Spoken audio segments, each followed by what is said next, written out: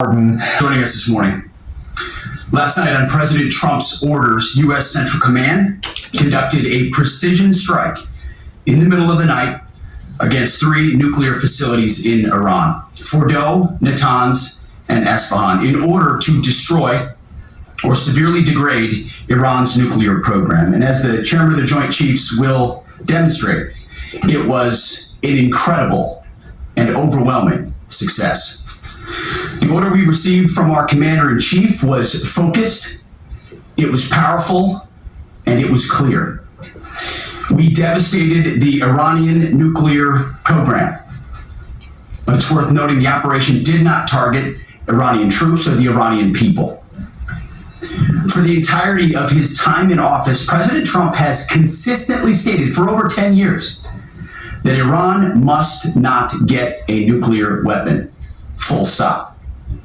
Thanks to President Trump's bold and visionary leadership and his commitment to peace through strength, Iran's nuclear ambitions have been obliterated. Many presidents have dreamed of delivering the final blow to Iran's nuclear program, and none could until President Trump. The operation President Trump planned was bold and it was brilliant, showing the world that American deterrence is back. When this president speaks, the world should listen. And the U.S. military, we can back it up. The most powerful military the world has ever known. No other country on planet Earth could have conducted the operation that the chairman is going to outline this morning. Not even close. Just like Soleimani found out in the first term, Iran found out when POTUS says 60 days that he seeks peace and negotiation, he means 60 days of peace and negotiation. Otherwise, that nuclear program, that nuclear capability will not exist. He meant it.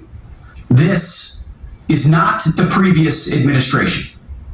The President Trump said no nukes. He seeks peace, and Iran should take that path. He sent out a truth last night saying this: any retaliation by Iran against the United States of America will be met with force far greater than what was witnessed tonight. Signed, the President of the United States, Donald J. Trump. Iran would be smart to heed those words. He said it before, and he means it.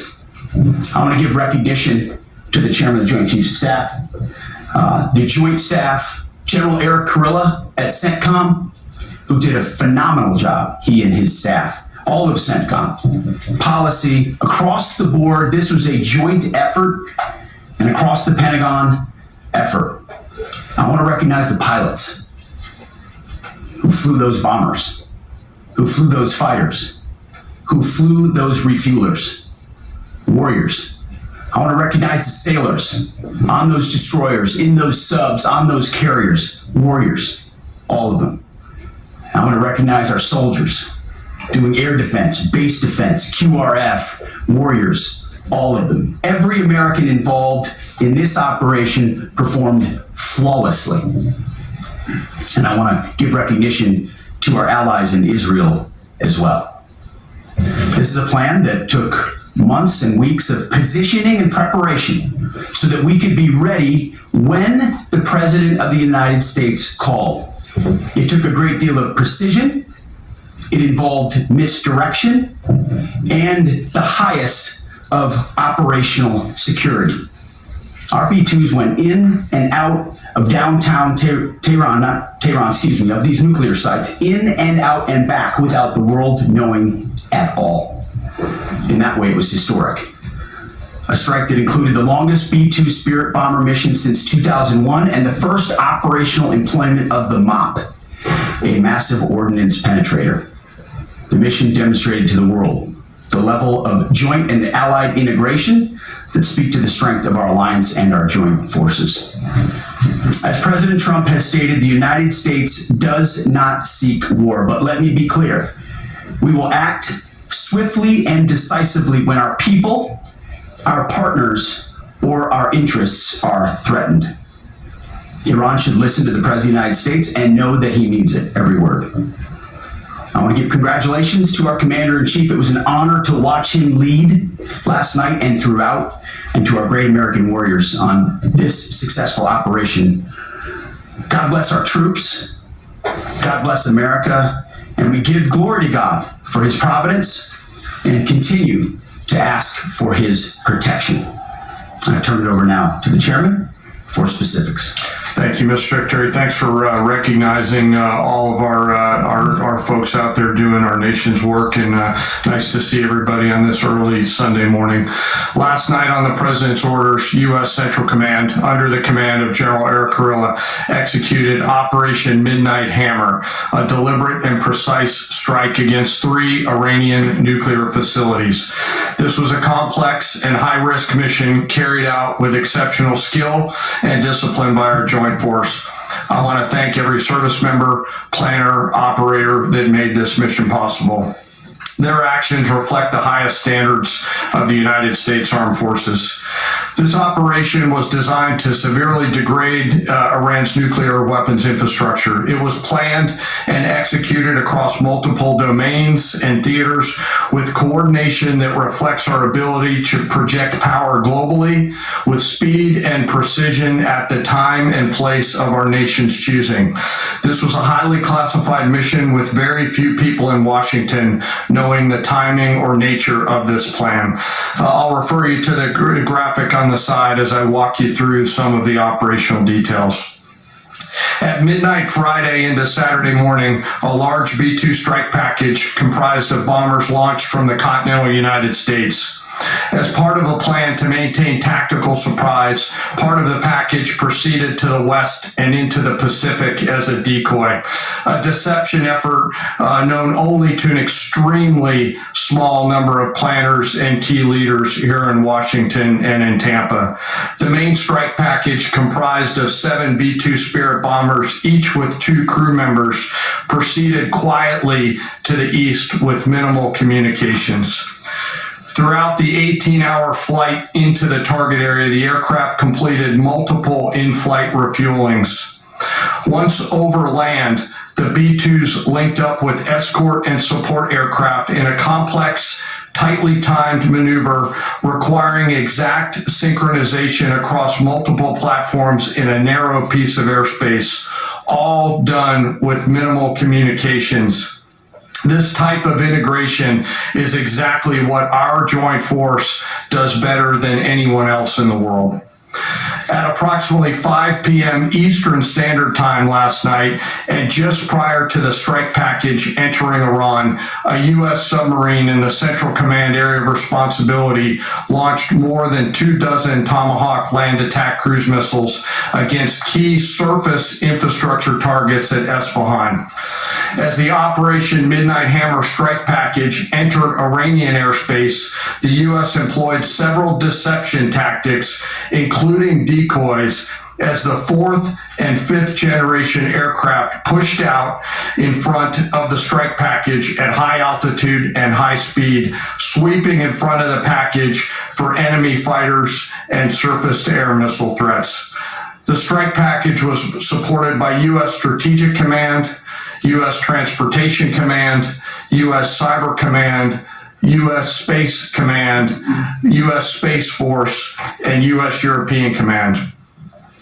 As the strike package approached Fordo and Natanz, the U.S. protection package employed high-speed suppression weapons to ensure safe passage of the strike package, with fighter assets employing preemptive suppressing fires against any potential Iranian surface-to-air threats.